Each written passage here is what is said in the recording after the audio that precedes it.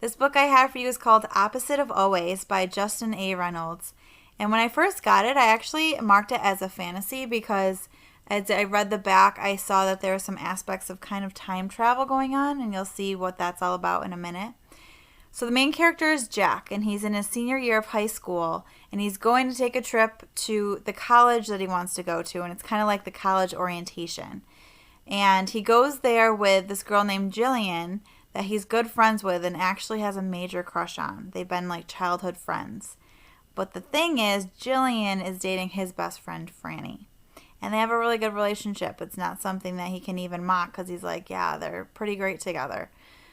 So as he's kind of idolizing Jillian from afar, they're at this party before they go home.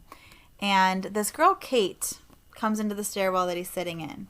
And she kind of rocks his world in the fact that he's like, I kind of like this girl's personality. And they kind of click right away. They share stories. She kind of teases him a little bit. And he realizes that maybe Jillian isn't the only girl out there for him. So Kate and Jack spend the whole night just talking. They stay up until the early hours of the morning. They even share their favorite cereal, Fruit Loops, which you'll see comes up a lot in this story. And Jack even decides to ask Kate to his senior formal. And although she's already in college, she's a little hesitant of going. She decides she'll go with him. So the night of the formal, he's all excited. He's waiting for Kate to come, and she never shows up.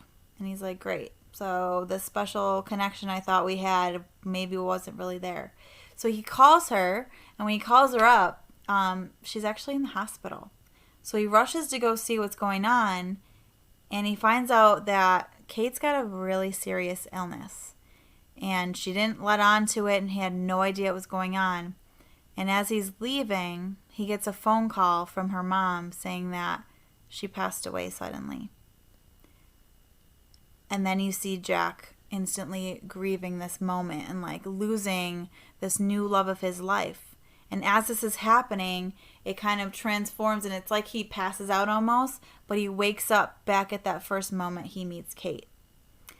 And this is where it kind of reminds me of the movie Groundhog's Day, where he keeps waking up to the same day, because this is not the first time you'll see Jack going through this. You'll see that he tries to save Kate many times, and he keeps waking up back at this moment that he meets Kate.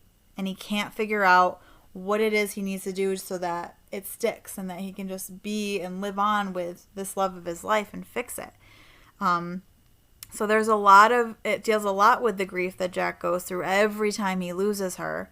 And the fact that he really has all these instances where he could just give up, but he decides not to. He pushes through.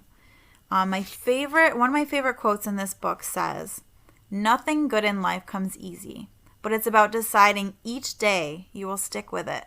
You choose to stay, to work, to love, and to keep choosing." So that plays a role throughout the whole book.